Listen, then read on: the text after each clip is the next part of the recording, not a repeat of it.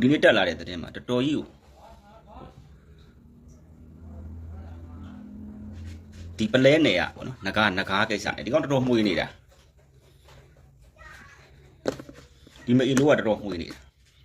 ဒီဒေါ်လာရေးမှာစပြောမယ်ဒေါ်လာရေးအစတုန်းကတော့ဟုတ်တယ်ဗျတူမီတွေဘာတွေနဲ့ဟုတ်လားစကားပြောလဲရန်ကောင်းတယ်ပြည်သူကိုစီးအောင်ကြီးရန်ကောင်းတယ်ပြီးရင်မရှင်တွေဘာတွေလောက်တယ်ဗောဗျာမရှင်တွေဘာတွေနောက်သူလောက်တာတော့မဟုတ်ဘူးဗောနော်ဘေးကနေမရှင်တွေဝယ်ပြီးတော့ပထမလုတ်ပြလိုက်တယ်ဒေါ်လာကြီးမှာလုတ်ပြလိုက်အဲ့ဒီအချိန်က2020နဲ့2023နော်ဒါအန်ယူဂျီဆိုရအဖွဲ့ကလည်းဒီလိုမျိုးဆိုရတရက်ဆိုတာတော့စူးစီးနေရတဲ့အချိန်ကာလကြီးထဲမှာသူကဘတ်ခနဲ့ဆိုဘုံနကားဆိုပြည်သူကအဲ့ဒီမှာစုပြုံကြသွားပြီဝိုင်းဝန်းထောက်ပံ့လိုက်ကြတာဟုတ်လားလက်နက်တွေလူအင်အားတွေနဲ့လက်နက်အင်အားလူအင်အားမြောက်များစွာရပါတာဒီကောင်ဒေါ်လာကိုသိန်းနဲ့ချီရတယ်အခုဒီကောင်ဟာပြည်သူတွေတခဲနဲ့ယုံကြည်အားကိုးထားတဲ့ဒီကောင်ဟာခုပြည်သူဘက်ကိုတနက်ပြောင်းပြန်လဲတယ်အခုဒီနေ့ခုနတက်လာတဲ့သတင်းမှာပလဲမျိုးကနော်ဝါလာဖာဝင်ဖမ်းနေပါညာပေါ့နော်ဒီကောင်တော်တော်ယုံမာတာပေါ့ဟိုပြီးခဲ့တဲ့သတင်းဘက်ကလည်းဒါတရားမဝင်ဂိတ်တွေဖွင့်ထားလို့အန်ယူဂျီအစိုးရကနေပြီးတော့ဝင်ရောက်ပြီးဂိတ်တွေပိတ်သိမ်းခဲ့တယ်အခုတခါထပြီးဟိုနေ့ဖြစ်လာလူဘာမဝနဲ့အခုလူပြည်သူမောင်းရင်ဖြည့်သေးမရှိဘူးမင်းလူဘာမဝနဲ့မအီလို့တော်တော်လူဘာဝနေဒီကောင်ဒီထဲမှာငကားမယားတွေငကားပထွေးတွေရှိရင်တော့တက်လာခဲ့ပုဂ္ဂိုလ်ရေးရကိုပြောတာနော်ပုဂ္ဂိုလ်ရေးရမို့ဒါတိုင်းတစ်ပြေလုံးရဲ့ဒီတော်လန်ရေးကာလမှာ2026ရောက်နေပြီဒီတော်လန်ရေးကာလမှာဘယ်တော်လန်ရေးကိုမျက်နှာမမူတဲ့ပြည်သူကိုမျက်နှာမမူတဲ့ဘယ်တောင်းသားမျက်နှာကိုမှကြည့်ရမလို့အဲ့တော့ကျွန်တော်တို့တော်လန်ရေးမှာတက်ဦးဖြစ်တယ်ကျွန်တော်တို့အန်ယူဂျီအစိုးရကလည်းဒီအစိုးရတရက်အနေနဲ့လှုပ်တင်လှုပ်ထိုက်တာဥပဒေရပါတော့လှုပ်တင်လှုပ်ထိုက်တာလှုပ်ပါအရေးယူတင်တာယူပါလက်နက်ဖြုတ်သိမ်းရင်ဖြုတ်သိမ်းပါကျွန်တော်တို့ပြည်သူလူထုရဲ့တရားဝင်အစိုးရကအန်ယူဂျီအစိုးရဖြစ်ပါတယ်ပြည်သူကအားလုံးရင်းထားပြီးသားနော်ပြည်သူဘက်ကတော့တာဝန်ကြီးထားပြီးသားဒီလိုမျိုးကောင်းနေတာကရင်ပြည်နယ်ထဲမှာလည်းရှိတယ်ဒါတခါလေးအပွင့်လင်းဆုံးပြောမယ်2026ကဘာမှဖုံးကွယ်စရာအားနာစရာမလိုတော့ဘူးဗျာကရင်ပြည်နယ်ထဲမှာလည်းရှိတယ်မနက်ကဟိုမှာကိုရီးယားလားငွေပုတောင်ပြောနေပြီမဲဆောက်ဘက်တက်လာလိုက်ဟောလာရုပ်ရှင်ရိုက်လိုက်ကံပိတ်လုပ်လိုက်အလူကံလှုပ်စားလိုက်တရောင်းသားတွေလုပ်နေတာစစ်တကယ်တိုက်နေတာတကယ်ရွာတွေမီးရှို့ခံရရွာတွေပြကြခြေလက်အင်္ဂါတွေဆုံးရှုံးဟိုအညာဘက်မှာတိုက်နေတာဟိုတိုင်းသားလက်နက်ကင်နေပြီဟုတ်လားရခိုင်ဘက်တွေတကယ်တိုက်နေတဲ့လူတွေကတကယ်တိုက်နေတာဒီကရင်ပြည်နယ်ထဲမှာတင်ကိုသူတို့စကလုံးတွေနဲ့ဒီကြားထဲသမရထလှုပ်ချင်တာနဲ့ဟိုနိုင်ငံထပြီးခွဲထွက်ချင်တာနဲ့ဘယ်မအီလိုမှခြံထားလို့မရဘူးဒီတော်လန်ရေးဟာဒီຫນွေဦးတော်လန်ရေးဟာပြည်သူကိုမျက်နှာမမူပဲတဲ့လူတွေမှန်သမျှအကုန်လုံးကျွန်တော်ဖယ်ရှားပြတ်ဒီမိုကရေစီဆိုတာဒီတိုင်းပဲလေပြည်သူစံသားနဲ့အညီပြည်သူသဘောထားနဲ့အညီဆိုရင်ပြည်သူသဘောထားကိုစစ်တမ်းကောက်လိုက်တကယ်မင်းအွန်လိုင်းကိုတိုက်နေတဲ့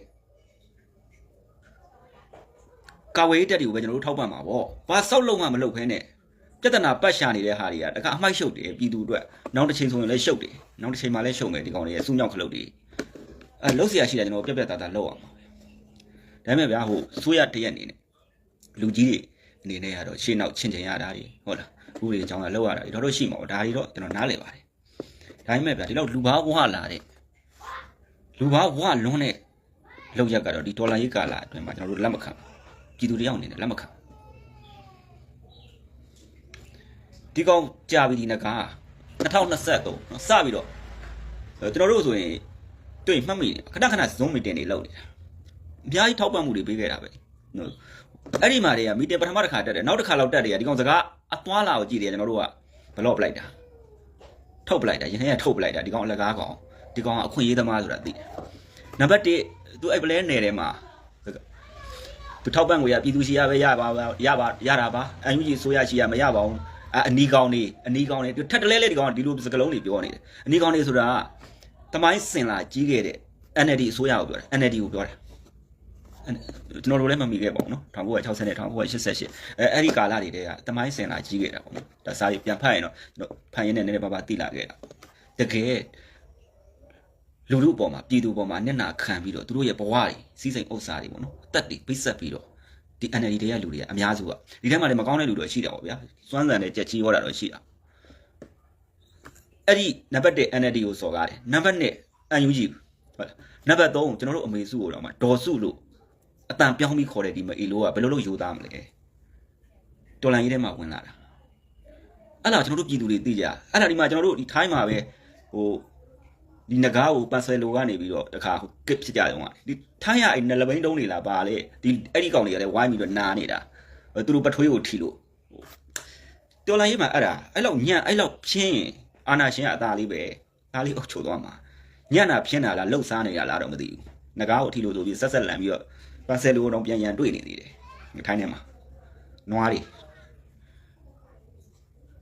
နမတွေပေါ့ဗျာလူတွေတော့ကျွန်တော်မှတ်မိသိတယ်ကျွန်တော်တို့မပြောဘူးဒီချိန်မှာတော့ပြောရတော့မယ်2026ရောက်လိုက်မင်းပါလဲငါပါလဲကြားလားနွားလားကွဲရမယ်ခံရောက်နေပြီကြားလားနားလားနွားလားခွဲရမယ်ခံရောက်နေပြီအဲ့တော့ဒီလိုငကားလိုကောင်မျိုးကျွန်တော်တို့ကဘာမှဒီလူတို့ဟိုနေပုံမှာမမြင်ကြတော့ဘူးဗျာရှင်းတော့ပြောလို့ရှိရင်ကျွန်တော်တို့လှုပ်တဲ့လှုပ်ထိုက်တာလက်နဲ့ဖြုတ်သိမ်းတဲ့တာဖြုတ်သိမ်းပလိုက်တယ်ဒေါ်လာရေးကာလာထဲမှာလှုပ်တဲ့လှုပ်ထိုက်တာလှုပ်ပလိုက်တော့ဒီကောင်ကတကယ်အစိတ်ပင်ဗျပြည်သူတွေကဘူးမသိကိုမသိနဲ့ကျွန်တော်တို့ပြည်သူတွေကလည်းခက်ဆက်ဆက်ဒီတိုင်းပဲခေါ်ရှိုးလုပ်ပြတဲ့လူပေါ်ပူလာဖြစ်လာတဲ့လူနောက်ကိုလိုက်တာကျွန်တော်တို့ပြည်သူတွေမှာလည်းပညာအားနည်းတော့လိုက်တဲ့အခါကျတော့နောက်ပိုင်းမှာမှားမှန်တာကိုမစင်စားတော့ဘူးတယောက်ကဒါဆိုဒါပဲအမှားမှန်တွေကိုမစင်စားတော့ဘူးမသုံးသပ်တော့ဘူးအခုချိန်ထိသူ့ရဲ့တော်ကီတွေနောက်မှာမျောပြီးအဲ့လိုမျိုးတွေရှိတဲ့လူတွေရှိမယ်ဟိုတော်လန်ကြီးရဲ့သွေးကွဲမှာကြောက်လို့အစည်းလုံးကြပါအဲ့ဒီနားမှာနေတိုင်ပတ်နေဘာမှမဟုတ်ဘူးဆိုတော့ဒီလူယုံမာလို့ကျွန်တော်တို့ခွဲမြင်တက်ဖို့လိုပြီဗျဒေါ်လာရေးက9နှစ်ပြည့်ပြီဖေဖော်ဝါရီ1ရက်နေ့ဆို9နှစ်ပြည့်ပြီနော်ဒီတော့ကျွန်တော်တို့ထောက်ပံ့နေကြတဲ့သူတွေလည်းတခါလေကျွန်တော်ပြောပါမယ်ထောက်ပံ့နေကြတဲ့လူတွေလည်းအလုပ်လုပ်တဲ့လူတွေကိုထောက်ပံ့ပါဟုတ်လားတက်တွေဘဝတွေရင်းပြီးတော့တကယ်တိုက်နေတဲ့သူတွေကိုထောက်ပံ့ပါဘာဆောက်လို့မှမလုပ်ဖဲနဲ့ဟိုကမ်ပိန်းတွေလုပ်အလူခံစားတဲ့တောင်းစားလို့ဖွဲ့မျိုးတွေကိုမထောက်ပံ့ပါနဲ့အဲ့ဒါကနော်ကျွန်တော်ပြောလို့လည်းမရဘူးအဲ့ဒီထောက်ပံ့နေကြတဲ့ပြည်သူလူထုရဲ့အပေါ်မှာပဲမူတည်ပါတယ်ဘယ်သူကယူသားတယ်ဘယ်သူကမယူသားဘူးလေဆိုတာဟိုမှာသွားထောက်ပံ့ပြီဟိုမှာအော်စီမှာညတိုင်းကပြပြီးအလူခံနေတဲ့နမ်းမိုးပိုးစိုးပတ်ဆက်ဆဲတာသူဘသူတွေကိုဆဲတာလူရုံမာတွေကိုဆဲတာခုလည်းဆဲလိုက်အောင်မကြည့်အဲ့ငကားလို့ကောင်ပိုးစိုးပတ်ဆက်ဆဲတာအဲ့ဒီလိုကောင်မျိုးတွေအဲ့ဒီအဆဲနဲ့တော့မတန်ဘူးဗျာရှင်းလို့ပြောရတယ်နော်ဟိုတမရယူနိုင်ငံယူပါယူသူဆဲနေတာပဲတွေ့ဘူးလားဟိုဘာဆောက်လို့မှမလို့စောက်ရှက်တရားမရှိအဲ့လိုမျိုးလုံမှာတော့ဆဲပြီပေါ့သူ့ရှိတဲ့ဟာနဲ့အကုန်ဆဲတာအားပေးတယ်ဒီလိုပဲလောက်အောင်မှာတန်ရပဲဗျတော်လှန်ရေးမှာစကလုံးတွေကအများနဲ့ချိုသားနေလို့မရဘူးခုဗျာနော်ဟိုဒီနေ့ကြားလိုက်တဲ့သတင်းဌာနတွေမှာလည်းတင်နေပါဘာလူဘာဝတာလဲမလုံနဲ့လေမင်းအဲ့လိုလုံးလို့မရဘူးနော်မင်းကဘာကောင်ဖြစ်ဘလောက်အင်အားကြီးနေပြီလေစီဒီလိုနှလုံးမသိမ့်ကျုံနိုင်မြောင်းထဲကိုချက်ချင်းရောက်မှာချက်ချင်းဒုက္ခရဲ့ဖြစ်သွားမှာချင်းချောက်နေတာမဟုတ်ဘူးအခုဒီဒေါ်လာရေးကလက်နက်ကင်ပြီးဒေါ်လာနေတဲ့ဒေါ်လာရေးတစ်ခုလည်းမဟုတ်ဘူးနိုင်ငံရေးတရားဥပဒေအစုံနော်တန်တမန်ရေးစီးပွားရေးအကုန်လုံးသွားနေတာဘဏ္ဍာရေးအဲ့တော့မင်းတို့အောက်တန်းကြတဲ့လုပ်ရက်တွေရက်လိုက်ပါနော်လုပ်ရက်တွေရက်လိုက်ပါမင်းတို့တပ်ပေါင်းစုအဲ့ဒီအညာမှာအဲ့ဒီစကိုင်းမှာတပ်ပေါင်းစုမဟာမိတ်ဖွဲ့တဲ့ထဲမှာလည်းမင်းမပါဘူးမအီလို့ကတို့ UNG နဲ့လည်းချိတ်ဆက်မှုမလုပ်ဘူးနော် UNG တန်ရင်တက်ဖွဲ့ဖြစ်လဲဟောနေမဖြစ်ဘူးဘာဖြစ်လို့မင်းကပြဿနာရှာနေရတာလဲငါတို့ရဲ့ပြည်သူအစိုးရနော်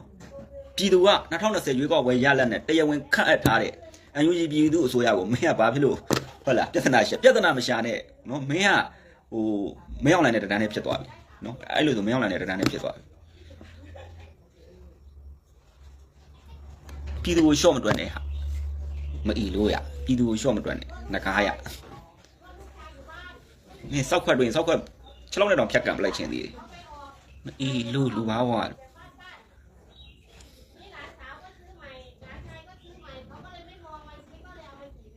ပြည်သူမျက်နှာကိုမကြည့်တဲ့လူမှန်သမျှကြာရှုံးပါပဲနော်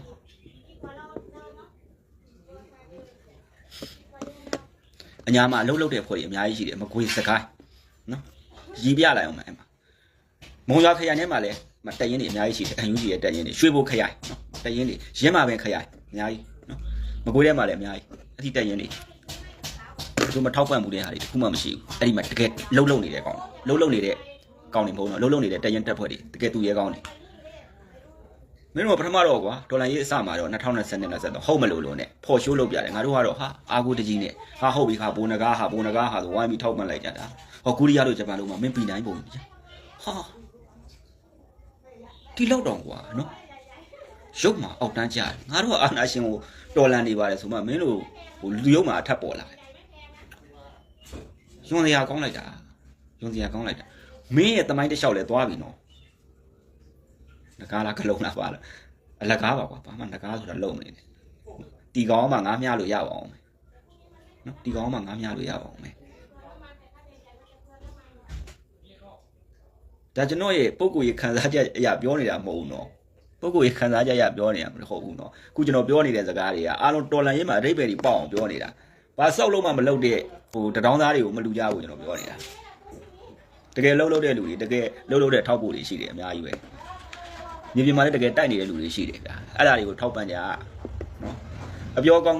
အပြောချိုလေးနောက်ကိုမပါဝါနဲ့အခုပဲလက်တွေ9နှစ်အတွင်းထဲမှာတော့မှဘယ်ကကြားလဲဘယ်ကနွားလဲဘယ်ကောင်ကလူရုပ်မှာလဲဘယ်သူကသူလဲကောင်းလဲဆိုတာကျွန်တော်ပြည်သူတွေမအားကြနဲ့ဒါတော့ဟိုပြည်တွင်းမှာမဟုတ်ဘူးနော်ပြည်ပရောက်နေတဲ့လူတွေလည်းထိုးနေလည်းကောင်းမယ်နော်သူများရွာလုံးကျွတ်မီးရှို့ခံလို့ပြကြသွားပြီဟုတ်လားကိုရွာမရောက်လာဘူးမထင်နဲ့ရောက်လာမှာပဲချိန်တိုင်းစစ်ကြောင်းထိုးလို့ရှိရင်ဒီစစ်ခွေးတွေကအကုန်တိုက်ပြီးတော့ရုပ်မာနေတယ်ဥစ္စာ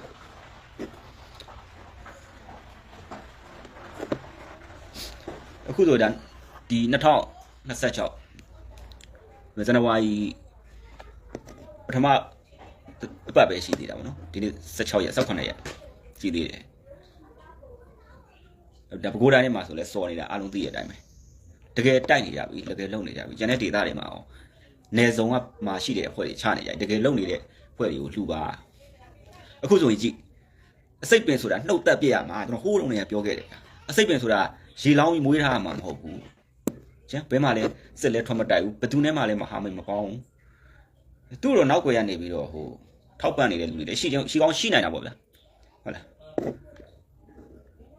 ဒီဒေါ်လာရေးမှာဒါမျိုးစလုံးစခုပြည်သူကိုဟိုနည်းဖြစ်အောင်ပေါ့နော်ဝေဝါအောင်ပြည်သူကိုတကယ်ဒေါ်လာရေးပေါ်ဆောင်နေတဲ့အချိန်မှာဒီ UNG အစိုးရလူကြီးတွေအလုပ်ရှုပ်အောင်ပြည်သူဝေဝါဖြစ်အောင်ဝေဝါဖြစ်အောင်လှုပ်ဆောင်နေတဲ့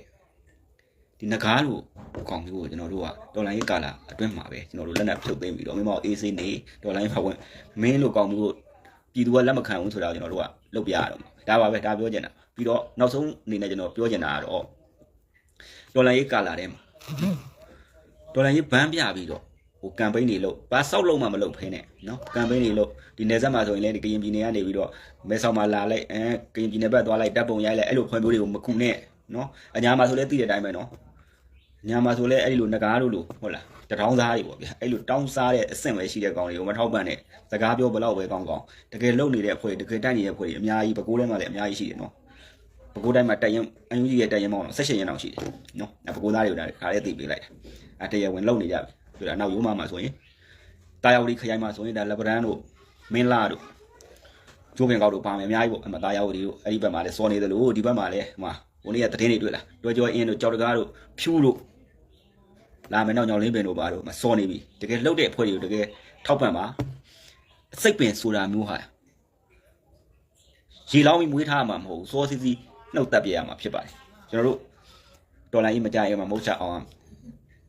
အားလုံးကျေးဇူးတင်ပါတယ်